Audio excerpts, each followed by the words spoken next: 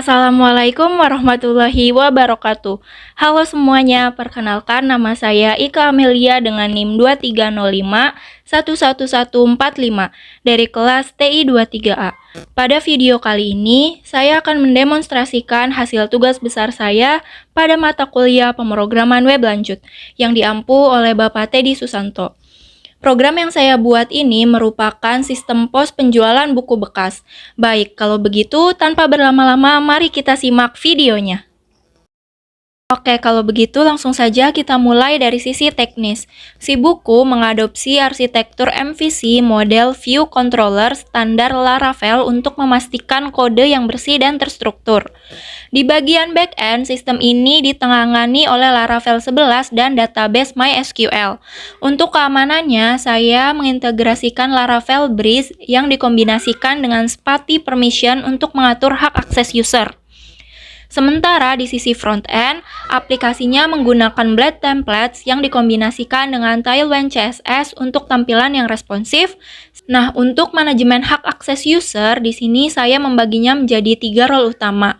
Yang pertama ada administrator, hal ini memegang kendali penuh atas sistem, mulai dari manajemen master data buku, kategori, pelanggan, supplier, hingga pengaturan akun pengguna. Kedua, ada kasir. Fokus utamanya adalah melayani transaksi penjualan di halaman pos. Yang ketiga ada owner atau pemilik toko. Role ini bersifat read-only untuk data master, namun memiliki akses penuh ke dashboard analitik untuk memantau perkembangan bisnis dan laporan keuangan. Selanjutnya di sini saya akan menjelaskan tentang entity relationship diagram.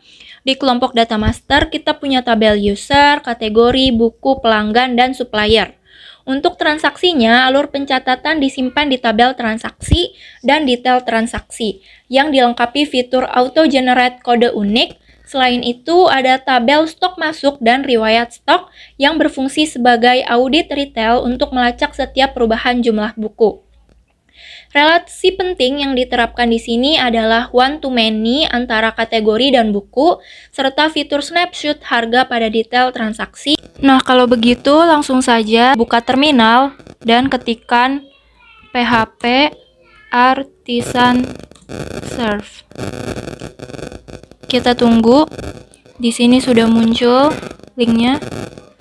Langsung kita akses ke browser. Nah, ini adalah tampilan pertama dari si buku program yang saya buat itu. Di sini muncul untuk demo accounts, ada admin, kasir, owner, emailnya juga sudah tercantum di sini. Kita masuk untuk sign in. Di sini saya akan masuk sebagai admin. Lalu untuk passwordnya kita ketikkan admin.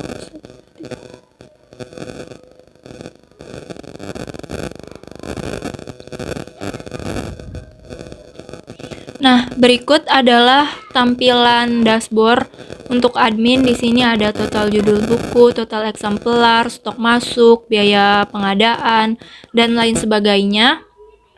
Di sini admin juga seperti yang sudah dijelaskan bisa menginput data buku. Mencontohkan untuk mengisi data buku sebagai admin, manuskrip yang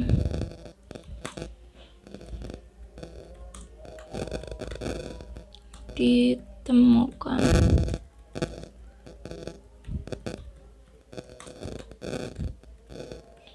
di Accra, Paulo Coelho, tahun terbit 2010. Kita asal saja dulu. Penerbit Gramedia Pustaka. Untuk ISBN dan lain-lainnya kita isi, pilih kategori, biografis dan sejarah. Stoknya kita masukkan 10. Kondisinya rusak ringan. Kita ketikkan untuk deskripsi kondisinya, ada beberapa bagian yang sobek. Untuk foto sampul bisa kita klik dan tambahkan. Di sini saya sudah menyiapkan bukunya. Seperti ini. Jika semuanya sudah dipastikan terisi, langsung saja kita simpan buku. Nah, di sini sudah muncul. Lalu bagaimana jika kita ingin melihat detailnya? Di sini bisa kita lihat. Untuk detailnya seperti ini. Jika admin ingin mengedit buku, kita tinggal klik edit. Bisa kita edit di sini. Misal kita ganti untuk kondisi bukunya jadi sangat baik.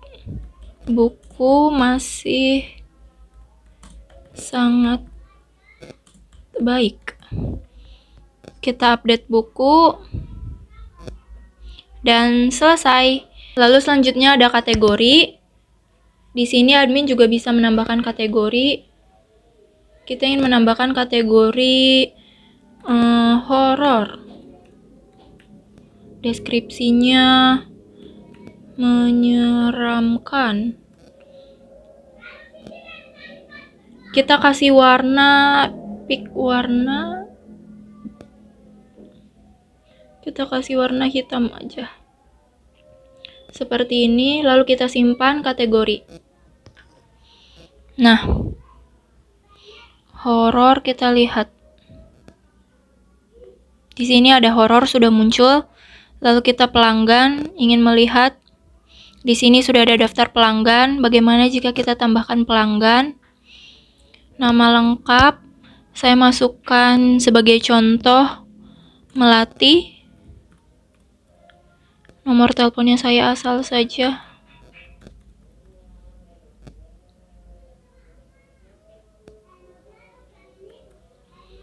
Emailnya Melati.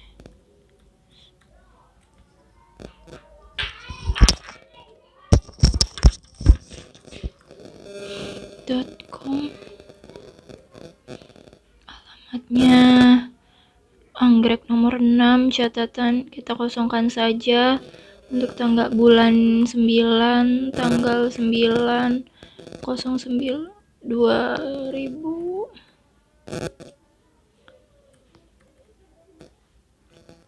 Seperti ini, kita simpan saja. Nah, di sini data pelanggan Melati sudah muncul. Jika kita ingin mengedit, bisa kita edit.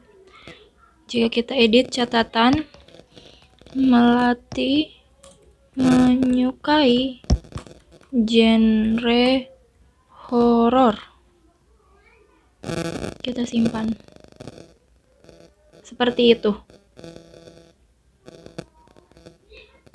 Jika kita hapus, nah, kita bisa menghapus data yang tadi, Melati sudah terhapus. Lalu kita ke supplier. Di sini bisa muncul data-datanya, gitu saja. Supplier baru, instansi Ika Amelia, kita coba saja.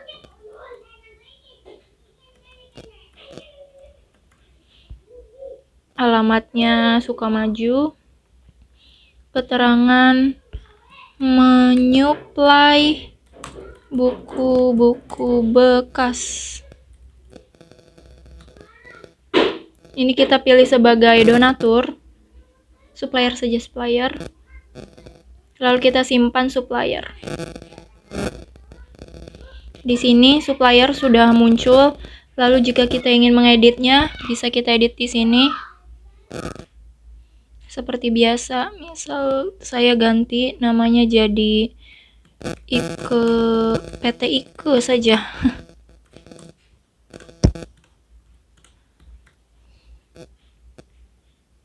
Kita simpan perubahan. Misalkan kita ingin mencari PT Ike.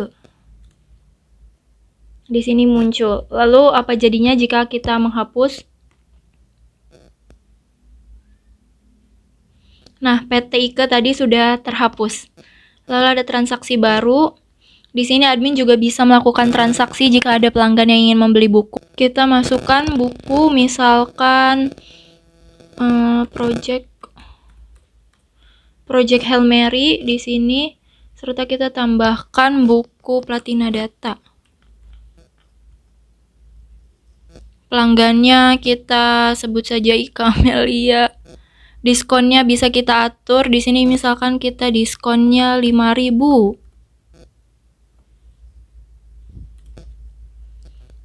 Transfer tunai atau kris, kita di sini pakai transfer, misal kembalian 5.000, catatan kita kosongkan saja. Lalu proses pembayaran. Di sini akan muncul notanya. Ini juga bisa kita cetak nota. Kita kembali ke daftar transaksi. Nah, di sini sudah muncul ke riwayat transaksi. Di sini.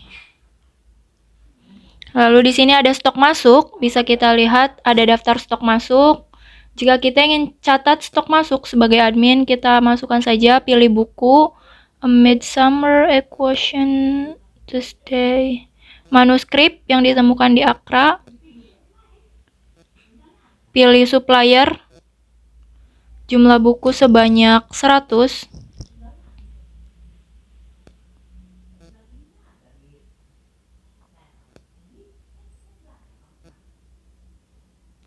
catatan kita kosongkan, simpan stok masuk. Di sini stoknya sudah muncul karena ini donasi, jadi tidak bisa total biaya pun karena donasi. Lalu untuk laporan, di sini laporan penjualan,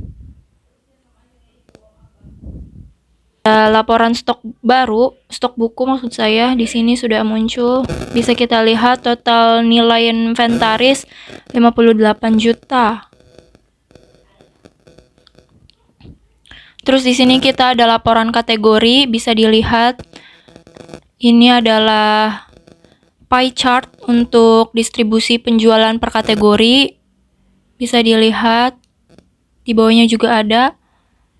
Lalu untuk pengaturan itu sendiri bisa mengganti, mengubah nama toko, jalan, ataupun sebagainya di masa mendatang. Mungkin itu saja yang bisa dilakukan admin. Selanjutnya, saya akan mendemokan untuk kasir.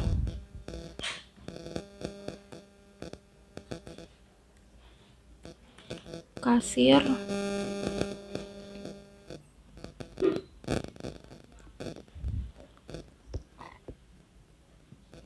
Nah, ini adalah tampilan dashboard untuk kasir. Bisa dilihat transaksi hari ini masih 0, pendapatan hari ini juga 0 karena kita belum melakukan transaksi. Ini ada info juga, buku, stok buku yang rendah. Lalu kita lihat data buku di sini. Ketika kasir ingin menambahkan data buku, ini ditolak.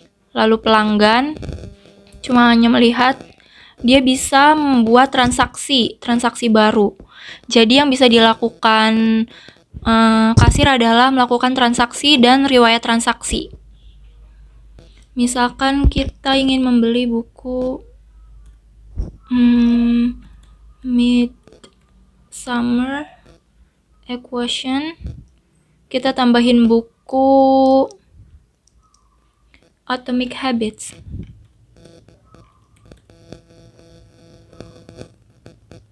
Ini pelanggannya kita cari.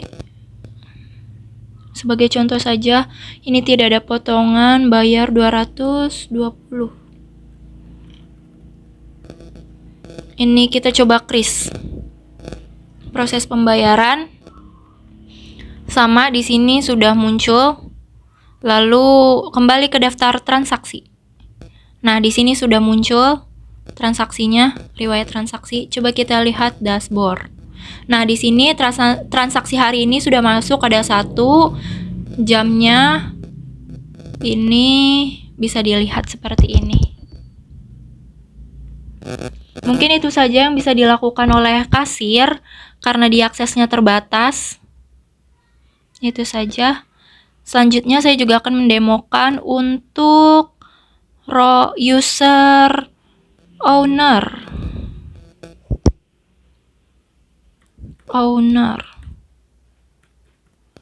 Di sini untuk dashboard owner ada net profit bulan ini, kas masuk, kas keluar, arus kas bersih, total transaksi, rata-rata transaksi, tren pendapatan 30 hari terakhir.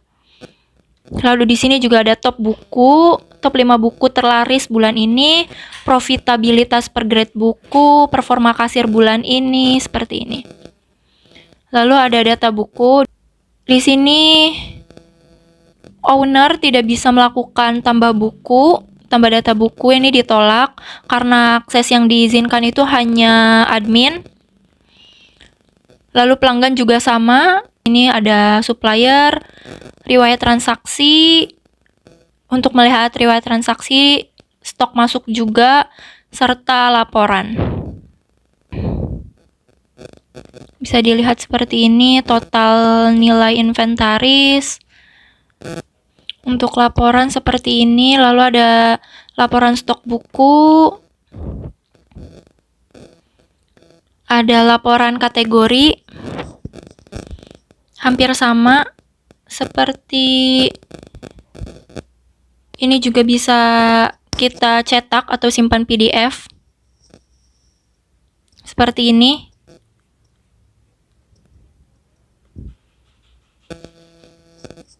Ini juga ada notifikasi stok buku menipis, transaksi baru, stok masuk, dan lainnya. Mungkin itu saja untuk pemilik toko atau owner yang bisa dilakukan. Tentu saja proses development tidak selalu mulus, ada beberapa kendala atau bug yang sempat muncul dan berhasil saya atasi. Yang sering muncul itu adalah error update add, terjadi karena tabel riwayat stok tidak menggunakan kolom tersebut. Solusinya saya menambahkan properti cons update add null pada model Eloquent-nya. Lalu yang kedua yaitu masalah cache permission, kadang role baru tidak terbaca karena masalah caching bawaan Speti. Ini langsung selesai dengan rutin menjalankan perintah PHP artisan cache clear. Mungkin itu saja penjelasan yang bisa saya sampaikan pada demo aplikasi kali ini. Saya mengakui pada aplikasi tersebut masih banyak kekurangan dan ketidaksempurnaan. Saya ucapkan mohon maaf dan terima kasih telah mengikuti video kali ini. Sekian dari saya. Wassalamualaikum warahmatullahi wabarakatuh.